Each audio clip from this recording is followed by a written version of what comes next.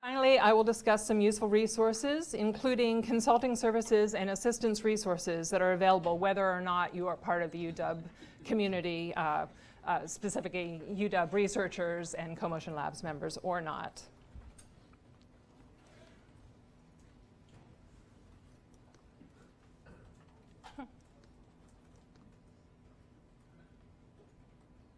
Okay. So what is SBIR and STTR? The program supports research and development and financing of cutting-edge technologies. It's a highly competitive program to support domestic small businesses, explore and stimulate their technological potential, and to develop innovational products with commercial merit. It also is designed to increase private sector commercialization of innovation derived from federally funded research and development funding. The program supports high-risk, high-payoff research to meet federal research and development needs and to foster and encourage participation in innovation and entrepreneurship by socially and economically disadvantaged persons. It's a huge program. There is $2.5 billion annually set aside to fund the SBIR STTR programs. To date, there have been over 160,000 awards granted, and the program results in approximately 10 patents per day being issued coming out of SBIR research. Most importantly for you is that it can be a bridge over the valley of death that you probably all heard of. Let's see.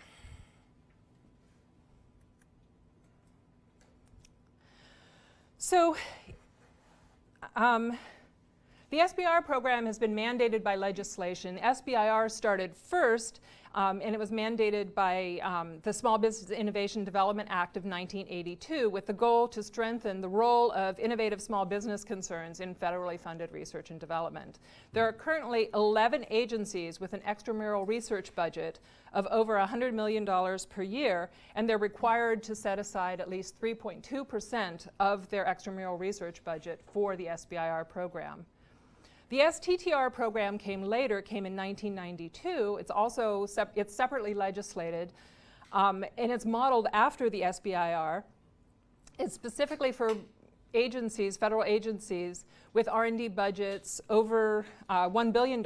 So 5 of the 11 agencies that are required to set aside money for the SBIR program are also required to set aside money for the STTR program. And the set aside is 0.45% of the extramural research budget. The added goal of the STTR program is to facilitate cooperative research between small business concerns and U.S. research institutions. Both programs are currently being funded on a continuing resolution through the end of 2022. This program is overseen by the Small Business Administration. But the Small Business Administration does not actually make awards. It's just an overseeing agency. This data comes from 2015, and the graph depicts the distribution of SBIR and STTR funding across all of the agencies. And I'm sorry for all these acronyms. Like I said, they will be in the PowerPoint notes section that you will have access to after this presentation. I'm not going to define all of these acronyms here, but I will point out 5 of the agencies that participate in both programs. So DoD is obviously the largest participant in the SBIR STTR program. DoD is Department of Defense. HHS is Health and Human Services. There are 3 parts of Health and Human Services. The one that probably funds the most SBIR STTR is the NIH, National Institutes of Health, but CDC, Centers for Disease Control, as well as FDA, Federal Drug Administration, are also part of Health and Human Services. Also DOE, Department of Energy, NASA, National Aeronautics and Space Administration, and NSF, National Science Foundation, are the 5 agencies that support both SBIR and STTR programs, and they do fund the lion's share of the SBIRs and STTRs that are awarded. So that clearly does not work.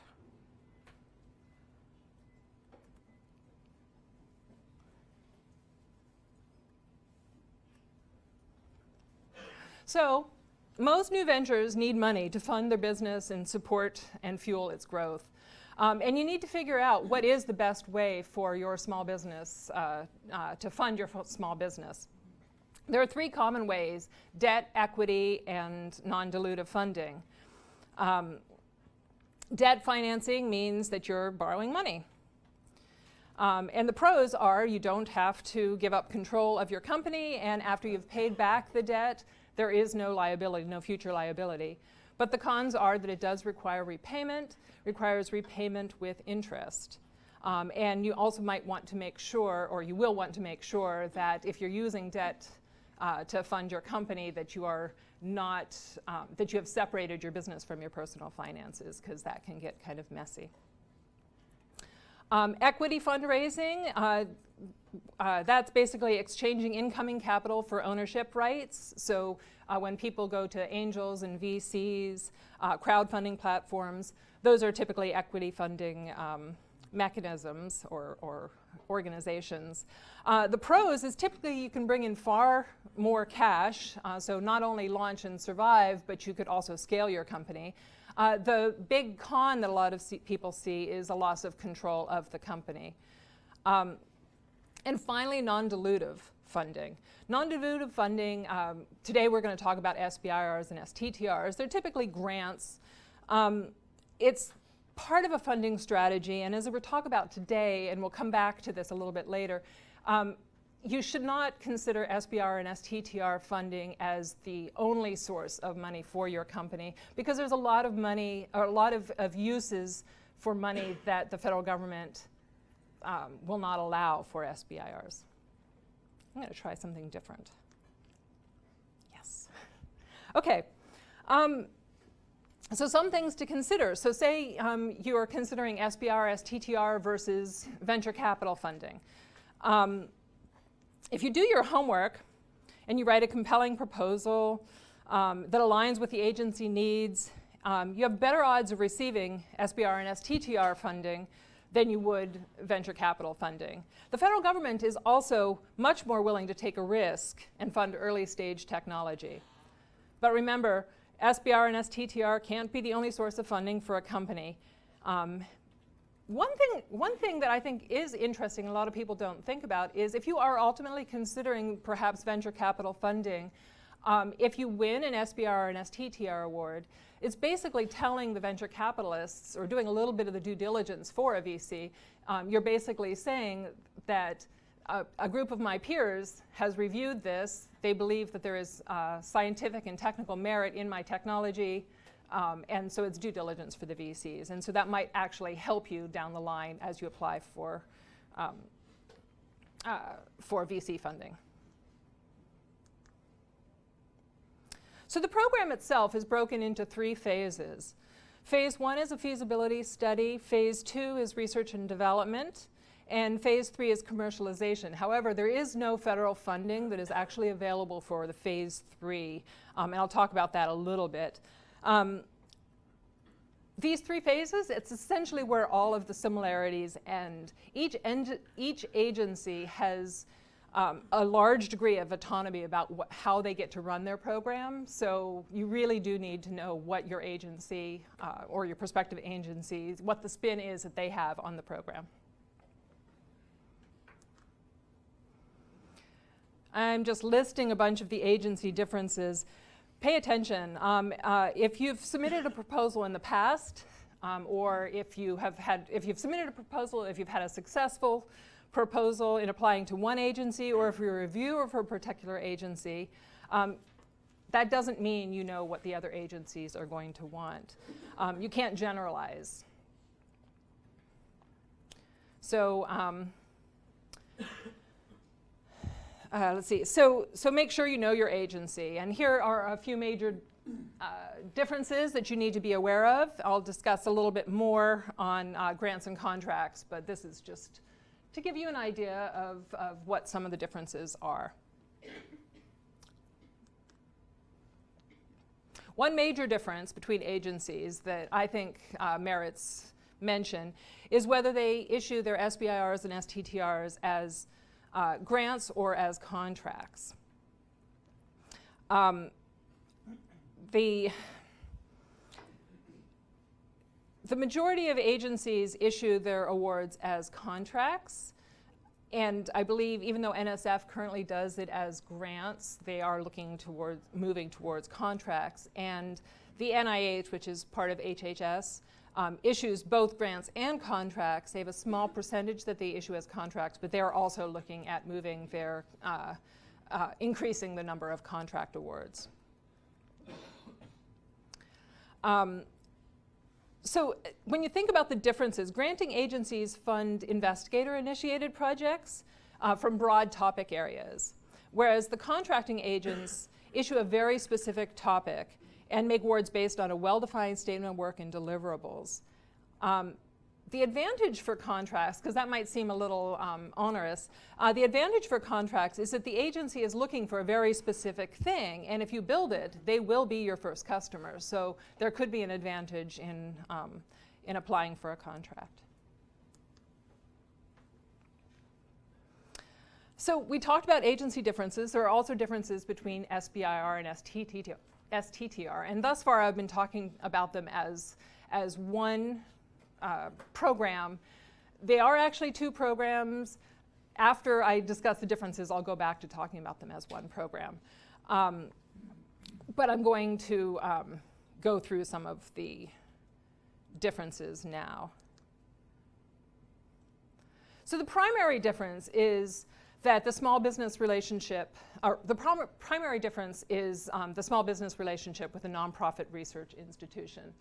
SBIR allows but does not require the involvement of a nonprofit research institution, whereas STTR requires the involvement of a research institution. And a research institution can be a college, a university, a federal research laboratory, other nonprofit research institutions.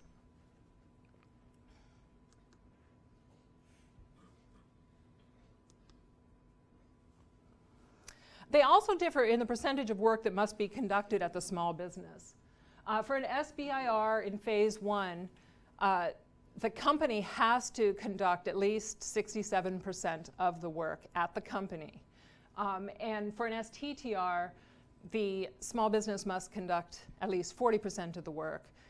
There's an additional requirement that 30% of the work be conducted by the research institution.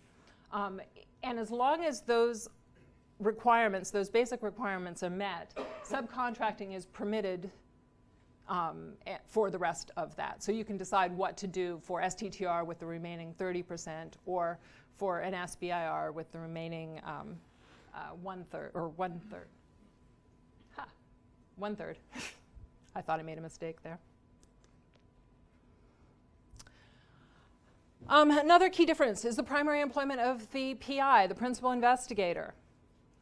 For the SBIR, the PI must be at the small business, and not only must be an employee of the small business, must be employed by the small business at least 51% of the time. This is not effort on the project, this is actually employment status. So that precludes full-time employment at another organization. For an STTR, the PI can come from either the small business or from the research institution. But there has to be a formal affiliation between the PI and the small business.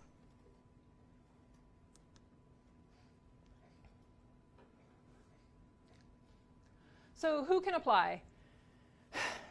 The applicant is always the small business. However, there are specific regulations concerning the size and ownership of the business, and regardless of whether you meet the size and ownership regulations, you cannot apply unless you have completed the necessary federal registrations, and I'm going to emphasize that multiple times today. So size regulations are certified at the time an award is made. A company has to have 500 or fewer employees, including affiliates. It has to be organized for profit, has to be located in the United States, and has to be United States owned and controlled. Ownership and control means a company has to be 50% owned and controlled by US citizens, permanent resident aliens, and one or more domestic business concerns, which themselves are 50% owned and controlled by US citizens or permanent residents. There are some newer rules about VC ownership, but that's very agency specific. So if you do have some VC control of your company or VC funding in your company, you need to make sure that you read the regulations to see if you're eligible. Another important thing to consider is that the company must control the facilities, and the facilities must be suitable to conduct the research that you're proposing in the proposal. So I mentioned registrations. This is probably the most common problem that I see, is that a company is ready to submit their application, their proposal, and they have not finished the necessary registrations, or they thought they did and they missed one of the registrations. I can't emphasize this enough. You cannot submit if you don't have these registrations complete. Most of the agencies, all of the agencies, have some very similar registration requirements, and then there are some agencies, and these are primarily the larger agencies that issue both issue both SBIRs and STTRs. They require some additional registrations. It can take 4 to 6 weeks to complete the registrations. So if you know that you're planning on applying for an SBIR, start the registration. Just start it. The help desks are really very useful, so I do recommend that if you run into problems, you talk to the help desk. But read the instructions very carefully. For example, for ERA Commons, which is one of the registrations that the NIH requires, the institute must have a registration as well as the PI. So make sure that, and it's all very clearly documented in the solicitations, but make sure that you follow the rules.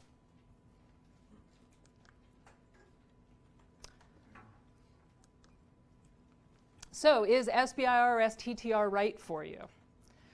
Think about the company resources. What equipment and facilities are available? Is the PI qualified and trained and able to manage the project? How about the team?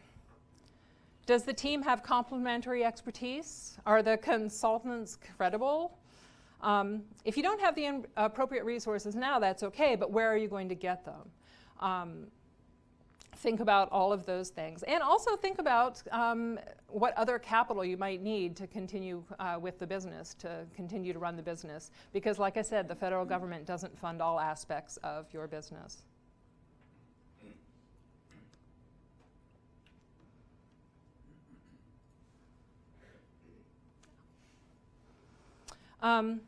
So before you begin writing, ask these basic questions to determine if the project is a good fit for the program.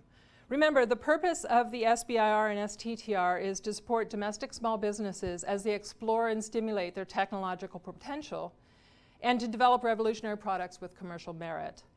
Also to support high-risk, high-payoff research. So if you don't fit into any of those criteria, maybe SBIR is not correct for you, or the right route for you.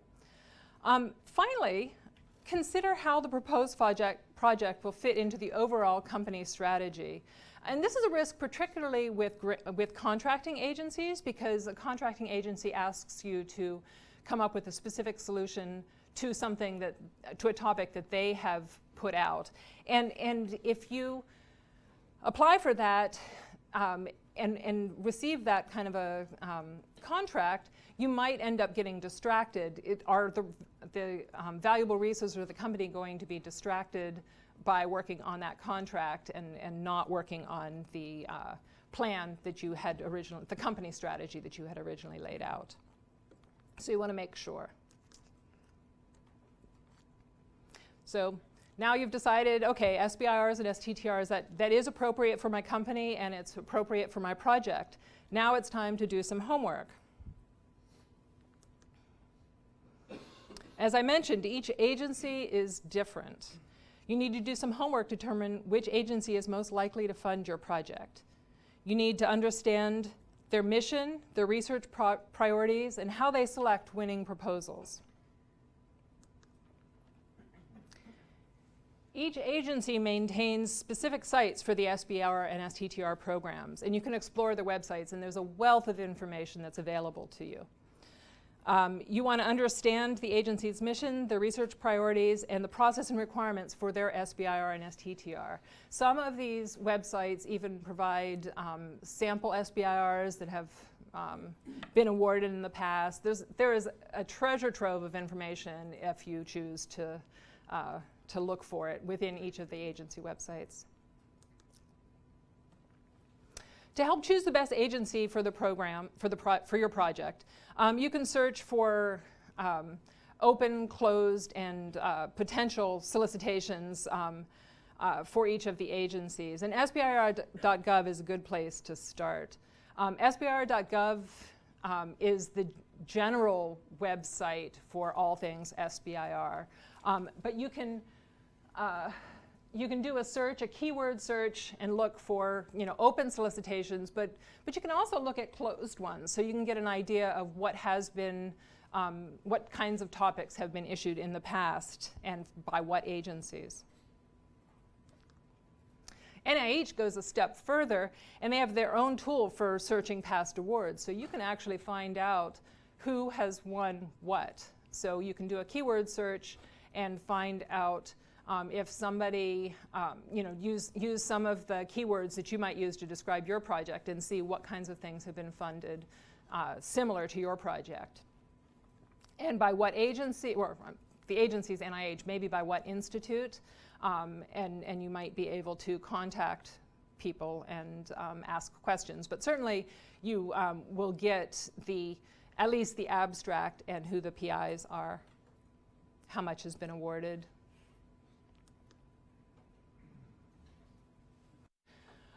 So you perhaps have identified agency, done a lot of that homework. Now you need to find these opportunities. These are a list of websites that I have found useful for finding some of these grants and contract opportunities. Grants.gov, we already talked about. SBIR.gov. Agency-specific websites. And one of the neat things about the agency-specific websites is that you can subscribe to newsletters and get information on their latest solicitations and updates as they occur. FBO.gov, that's Fed BizOps. That's primarily for contracts. And one of my favorite sites used to be SBIR Gateway. It was managed by the guy Rick Schindel. And in addition to providing useful links, he always provided a lot of tips. And he wrote a newsletter for the SBIR community. He stopped writing it a while back, or updating it a while back, but based on popular demand, he's back. And he's now building a new website, and that's SBIR.tv. It's a non-commercial pro bono effort for the SBIR community. If you go to it, he has a lot of very basic information in there right now, but it's a work in progress. So I'm looking forward to seeing how he develops it. But I've always found his take on the SBIR and his helpful hints very useful.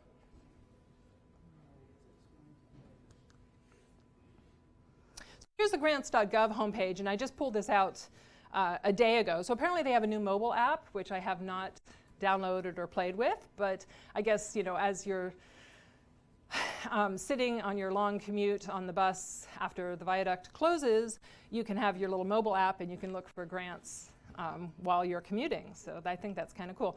I haven't used it yet. I don't know if it's very good or very robust, but certainly the grants.gov website is very useful. Again, you can do a keyword search and you can find what opportunities might be available.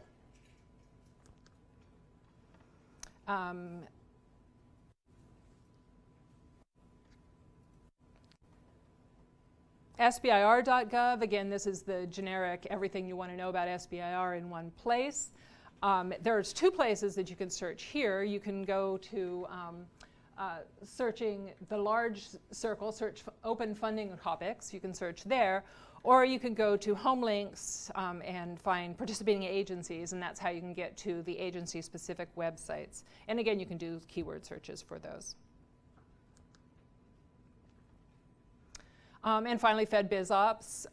That's primarily for contracts, and it's a little complicated to navigate, but if you're looking for contracts, this is the website to go to find federal contracts. Okay, so now it's time to plan your project. And I always say begin with your end in mind. So your ultimate goal is commercialization. Phase 1 is a feasibility study.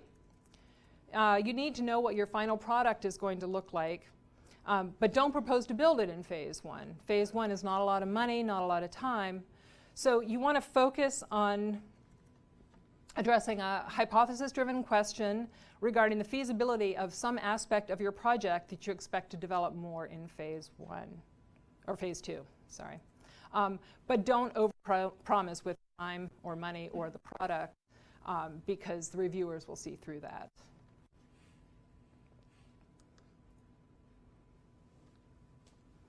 So if this looks a little businessy, it's because it is. You could be building the coolest widget on the block, but if no one wants to pay money for it, you don't have a viable business model.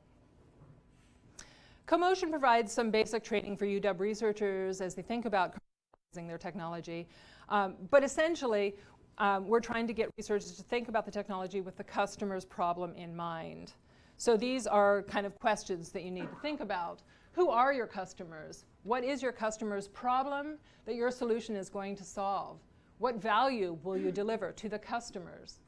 What are the competing technologies and who are the competitors? What is the state of the market and the state of the science? And what applications could it be used for?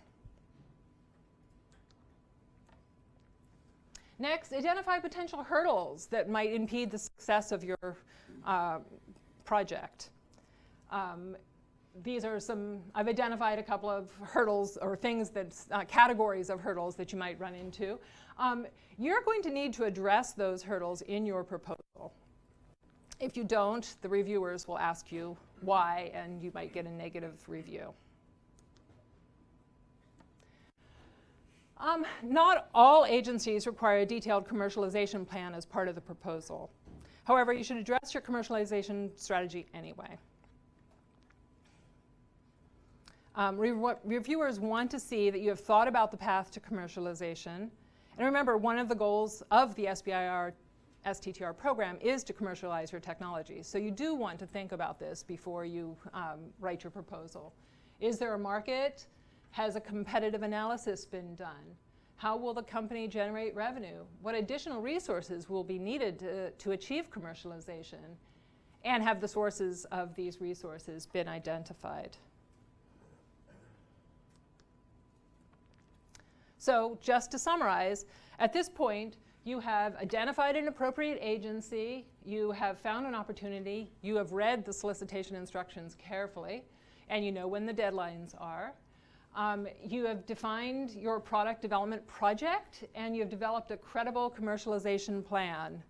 So now you need to prepare an agency-appropriate executive summary, and you need to start communicating with the agency staff, because they can provide a lot of feedback.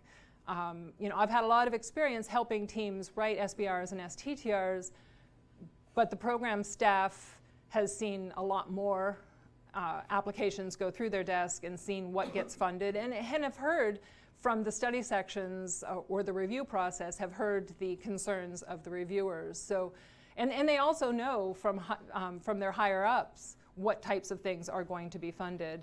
So talk to them. They're eager to talk to you. They want to talk to you. Doesn't hurt. Talk to them. These are some more tips, basically. You want to have a strong team, the PI, the other team members, the consultants. You want to identify appropriate facilities and resources. One of the advantages of the CoMotion labs is that it's a space that startup companies that don't have a lot of resources can use and can have access to some of the university facilities that they wouldn't otherwise have. So it's something to consider. You want to follow your strategic plan. The three biggest or most important things for a successful application, and the thing that most people overlook, is follow the rules, complete your registrations, and submit early. And if you do those things, and those are actually very easy things to do. And you'd be surprised at how many people don't do them and think that it's just on the merit of their project. But if you don't dot your I's and cross your T's and don't get your submission in on time, there's no chance you're going to get funding. So what are the resources that are available to you? This is not a comprehensive list. I have identified some of the resources that I think are particularly useful. One of them is this BBC Entrepreneurial Training and Consulting Group. BBC is Biotechnology Business Consultants, but they don't focus just on biotechnology. They will help with other sector area proposals. They've been around since 1990, and they consult and train over a wide range of clients with individual companies and entrepreneurs from universities and small business development groups, tech-based economic development organizations across the US. They're very, very well known. And they help with commercialization planning, research grant assistance, training, grants and contract management, so after an award is made. And it's just a very useful organization. They do offer some things for free. They do charge for others. Life Science Washington Institute. Its mission is to provide support to life science entrepreneurs and startup companies via educational, economic, and other resources. And they have an SBIR, STTR assistance program. It's a comprehensive program to increase participation by Washington Life Science Ventures. So it is focused on life sciences, but it is a very valuable resource. PTAC, which is Washington Procurement Technical Assistance Center. It's actually, I have not spent much time going into this, but I have had some colleagues that have explored this, and it's actually a little known resource. They offer free one-on-one consulting services and workshops to support Washington state businesses. They help these businesses identify and win government contracts. So if you are looking for a government contract for DoD, for example, talk to these guys and they can help you identify the appropriate solicitations to look at. And the last one, I'm not quite sure what, this is the Washington Small Business Development Center. They're a network of business advisors, and they might be able to provide some useful information, certainly as far as building a commercialization plan. Now, if you are a UW team or a CoMotion lab member, there are some additional resources that are available to you. There's a timeline and resource guide for folks that are applying for NIH and NSF grants and contracts, but grants primarily. There's the availability of one-on-one consulting for your project or company. There's access to a mentor network for assistance with commercialization. And I have a few de-identified sample proposals that you can take a look at as well. So this is an example that I just pulled off yesterday. I guess you can't really see it, but this is the timeline. This is an NIH connection plan. And if you're applying for, this was for the January 5th deadline, kind of gives you an idea of when you need to have specific tasks accomplished. And if you click on each of the tasks, I've pulled out some tips and useful resources to help make completing the task easier.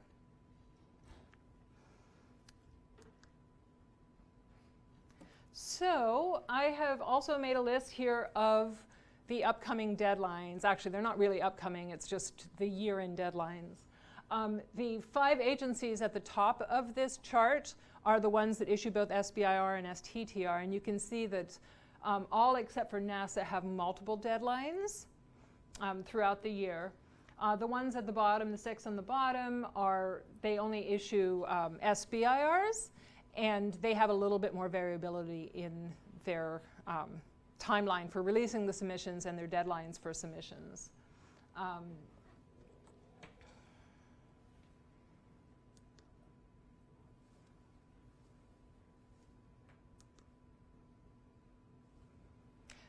Yeah, so the effect of the federal shutdown. So there are some agencies that are still kind of operating as business as usual, but there are some that are affected by the closure. The Department of Homeland Security, DHS, for example, is one that has a closing date of January 23rd, but they're closed. So they probably will not actually accept any applications on January 23rd. I checked some of their websites. Some of the websites are even down. So actually, the take-home message for this is the SBIR STTR program it can't be used as a sole source of funding for your company. So even if you already have an SBIR that is funded, if you are one of the agencies that is temporarily closed, you're probably not going to be able to draw down money from that award. So if that's your only source of money, you might be in trouble. So I pulled this out for those of you that are interested in DoD. So DoD recently received some significant increases in its fiscal year 2019 funding, and at that same time they realigned some of their priorities. And so because their research and development focus areas have changed, some of their topics might change as well. So it's worth taking a look at. These two documents I found on the SBIR TV website, SBIR TV /DoD. And I think they're pretty long documents, but if you're into DoD and think that you might want to get funding from DoD, it's probably worth a quick glance through this document. If you're interested in NIH, there's a deadline coming up in April. But more importantly, there is an intensive workshop on SBIRs and STTRs being held by Life Science Washington Institute by the organization BBC, which I mentioned. They have two workshops, one on February 5th that you can register for, that is here in Seattle, but they also will have one in Spokane, and that's on February 26th. And I have attended these workshops in the past. They really get down into some of the nuts and bolts of an application and how to build an application. I find them incredibly useful. I have pulled some of their material into my connection plan for the NIH, talking about how to build a specific aims page, how to write a compelling proposal. I think they're very, very valuable, and you should consider attending if you're going to be applying soon.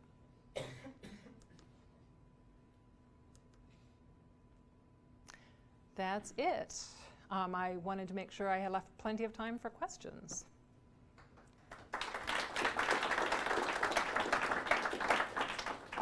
Yes? I was just wondering, going back to the slide about PI. Can I ask you to use this? Sure.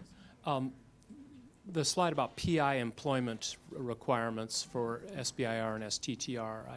Could you go over that one more time real quickly, or just summarize? Yeah, well, it's on the surface, it's pretty simple. It can be pretty complicated. For an SBIR, the PI has to be employed by the small business and greater than 50% time during the course of the award. It doesn't have to be, they don't have to be employed by the company until an award is made, but they have to be throughout the period of the award. For STTR, it can be, the PI can be at either the company or at the university or research institution. Again, it's at the time of the award, though. If that makes sense. To clarify on that a bit, does this mean, say, that you're in another position, like here at the university, that you're already employed half-time? Are they looking at that as the standard federal 40-hour week, or can you say, oh, I work 60 hours a week at my company, but only 20 hours in this position that I officially have? Yeah, they consider it a 40-hour week. So. All right. I have a couple more, if that's all right, just quick ones. Now, when you say SBIR or STTR funding can't be used as your company's sole source, by can't, do you mean like it's a hard requirement, you have to go in with more funding, or say that you're going to get more funding, or do you just mean that it's very unwise? Well, I mean, there is no absolute requirement. But it is very unwise, and it's very unwise because federal funding can only be used for certain things. And so there are direct costs, things that are going to be used for the project that you're proposing. There are indirect costs, which are things like rent and benefits and things like that. And you do get to the opportunity to request a fee because the company is set up for profit, and so the fee is actually the profit that the company makes from obtaining the grant or contract. But there are certain things that aren't fundable or you can't use money on, such as patent expenses, direct marketing expenses. I don't know, I can't think of anything else right now, but there's an entire code of federal regulations that is, this thick, that kind of goes through what federal funding can and cannot be used for. The fee can be used for those things, but the fee is only 7% of your total. So it's all right if it goes into my pocket first and then comes out as the fee for the company. My pocket being the company's resources. Yeah, I always like to say that the fee can be for your beer party. And now, just real quick, you mentioned that the SBIR requires that 60% of the work is done at the company during phase 1. How is that measured? How do you measure 60 or 70% of effort? Yeah. So it's actually 2/3 or 67%. And it's measured based on where the money is flowing. So 67% of the budget stays with the company. Yeah. Is this on? Yep. I was wondering what the threshold is for technical risk or research. Are projects that require extensive engineering and there's a lot of risk of failure, or are they looking for projects that are a risk of not even being able to be built at all, which is kind of like true research? Yeah, no, it's not true research. You need to have, well, they say you don't, but you need to have some preliminary data that suggests to you that you think you can overcome the hurdles and the technical risk. But if it doesn't work, you don't have to pay the money back.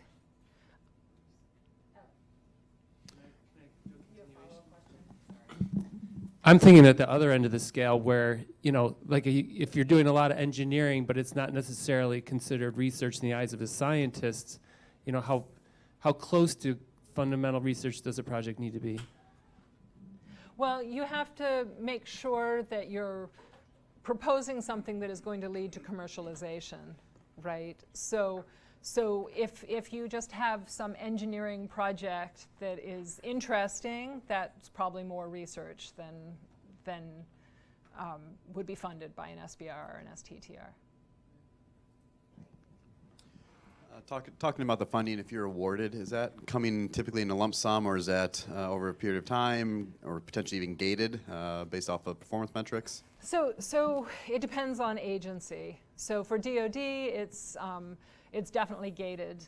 They give you the money as needed. For NIH, I believe that they give you the indirect money up front, but then they need to be invoiced each time you're making a drawdown on something. So that's actually another reason why you don't want to have SBIR, STTR as the primary source or as the only source of funding for your company, because you might have to do some pay for things before you can invoice the government.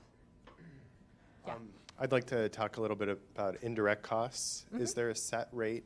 And if not, how do you argue to set the rate? And then what can those funds be used for? Right. So each agency is a little bit different as far as what they will allow kind of up front. NIH is the easiest because they will allow you to just propose that your rate is, for a phase 1, is 40%. And you don't have to justify that to the NIH. You just say, this is what my rate is. After initial phase 1 and you're applying for phase 2, or you're maybe applying for some additional phase 1s, you can actually negotiate that rate with the federal government. And it's a kind of a long and involved process where you have to, indirect rates are things that are not directly related to the project. So if you have an admin that is answering phones and filing, if you have an accountant that is doing your books once in a while. Those are all things that are not directly related to the project, but they contribute to an indirect rate. Rent is also one of the things that, you know, you're working on a project while you're at a particular facility, but you're not just working on that project, you're doing other things as well. So I actually have some calculators, and some of the federal websites, the agency websites, have tools to help you calculate an indirect rate, and they talk in more detail about what each of the components of an indirect might be. But usually for your first, for the NIH, I usually recommend go with the 40% off the top. Some of the agencies require that you actually do the justification or propose what it is, and then when they decide to issue the award, they'll say, okay, now let's go talk about your indirect rate. So, Is 40% kind of a floor? I think so. Yeah, he asked if 40% was a floor, and I think that it typically is. Yeah, my question is that you started the talk mentioning about there are 10 patents issued or whatever applied for every day. Who owns the IP? What is there a set arrangement or is there a negotiable arrangement on that? No, so the company will own the intellectual property if there is a subcontract with a university, for example, like in the case of an STTR. There is an agreement that is already signed when an award is issued that says who gets access to the intellectual property. It's typically the company, but there might be some use cases that the university gets them as well. The federal government has kind of a non-exclusive right to do the work or to use the intellectual property that is developed from federal funding. It's not common for them to do that. You're the expert, so they would come to you. So DoD, for example, you know, you're the expert in doing one specific thing. Yeah, there's a patent on it, but the DoD doesn't have the expertise necessarily to do that. They have somebody that they have just funded to do it, so they're going to come to you and that's typically how it works. Yeah. Can you, using NIH as an example, can you give us an idea of what the typical award amounts are and also success rates? Yeah, so NIH, for phase 1, you can ask for $225,000. For a phase 1 SBIR, it is 6 months, and STTR, it's 12 months, although that's a bit variable, but the ceiling is $225,000. For a phase 2, it's $1.5 million for 2 years. And they have that ceiling. Now, they do have some exceptions that they managed to get through some of the legislation that if you are working on a project that fits a specific category, they might offer more than $225,000, allow you to go over $225,000. They say in the solicitation $150,000. They allow you to go to $225,000, but that's a ceiling, unless it's a specific thing. And the duration is typically a year for phase 1? For a phase 1 SBIR, 6 months, STTR a year. And the reason the STTR is longer is because, well, if you've ever tried working with a university, things can kind of be slow. But the NIH is a lot more flexible on the amount of time than the other agencies are. NSF, for example, they hold you to 6 months. You could do a no-cost extension, but you can't propose more than 6 months for a phase 1 SBIR. The NIH, you could propose that it's going to take you a year to do. They don't care that much.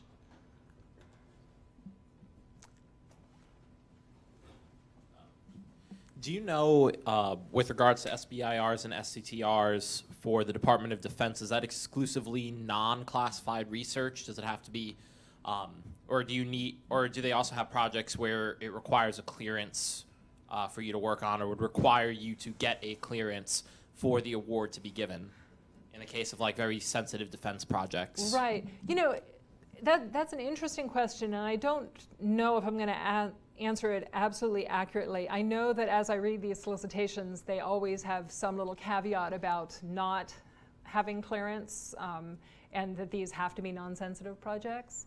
I don't know if they issue anything that would require additional clearances. Could I have two follow-up questions? First, to his patent question.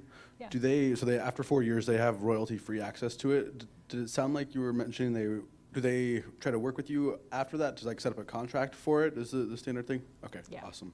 And, Yeah. or go ahead. Well, no, and I was going to say, you know, agencies like the NIH and the NSF, they're not actually building or making anything that you're developing anyway. It's the contracting agencies like the DoD that are going to want to make what you're building. And then one last one would, so you kind of mentioned what not to use the funds for, is like the advertising and stuff.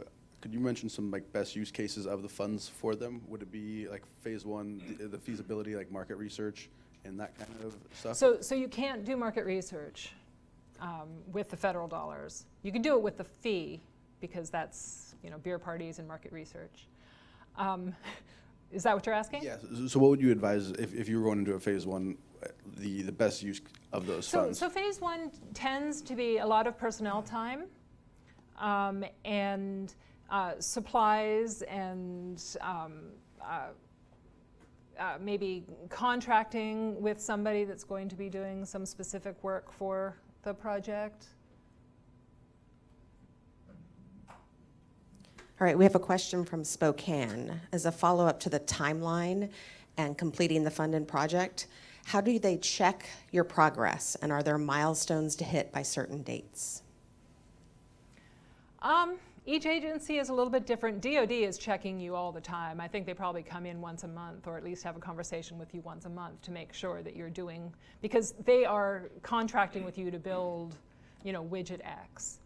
The NIH, I don't believe, they have a final report. I don't believe that there are progress reports. The NSF, I think you do have to submit progress reports.